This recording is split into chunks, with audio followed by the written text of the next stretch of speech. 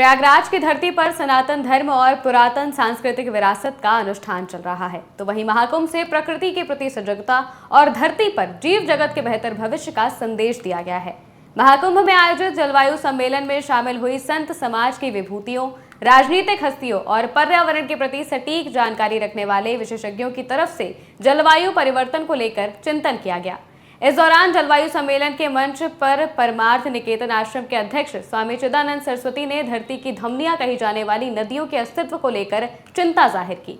स्वामी चिदानंद ने कहा कि जिस तरह के प्रयागराज की धरती पर करोड़ों लोगों ने स्नान किया है, ये स्नान सदियों तक ऐसे चलता रहे, इसके लिए हम सबको अपनी सहभागिता सुनिश्चित करनी होगी। इसके साथ ही ये भी बताया कि कैसे लगातार बढ़ती ग्लोबल वार्मिंग के चलते हमारी पवित्र नदियों पर व्यापक असर पड़ रहा है। मिलकर काम करना होगा और तेरे मेरे से काम नहीं चलना होगा।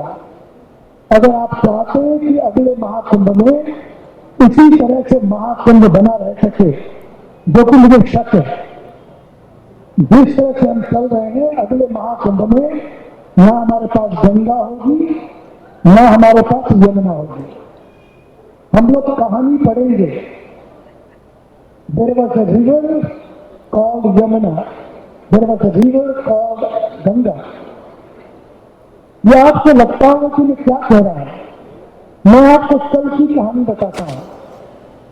कल भारत और तिब्बत की सीमा के पास किन्नौर में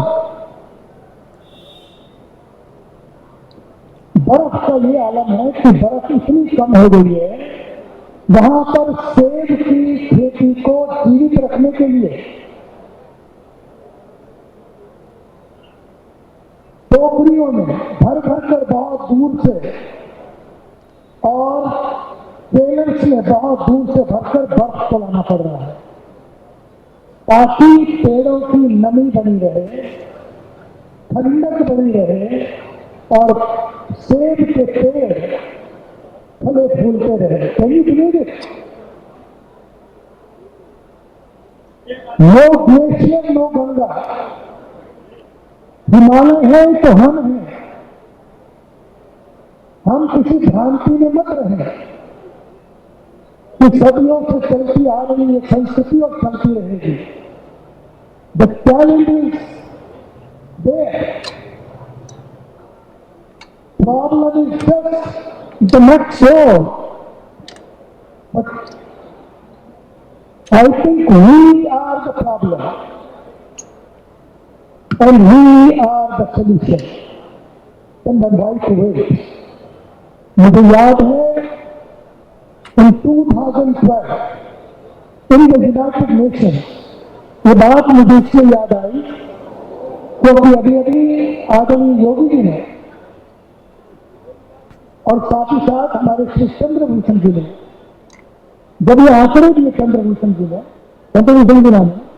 जो आंकड़े दिए, फिर हमारी अर्चना जी भी कह रही थी समय आ गया है, ये कुंभ के समय हम ये कहे कि इसमें संत एक बहुत बड़े सोल्यूशन को दे सकते हैं। मुझे तो लगता है ये केवल संतों का काम नहीं है। संत लेकिन संगम के तट पर है। संत, समाज और सरकार, ये तीनों का संगम मिलकर काम करेगा तो निश्चित रूप से सॉल्यूशन होगा।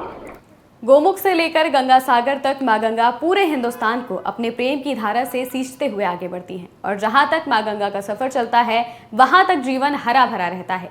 लेकिन बढ़ते ग्लोबल वार्मिंग के चलते भविष्य की चिंताएं भी बढ़ रही हैं, जिसे लेकर स्वामी चिदानंद सरस्वती न सिर्फ समाज को और सरकार को चेता रहे हैं, बल्कि मिलकर योगदान करने का आह्वान भी कर रहे हैं।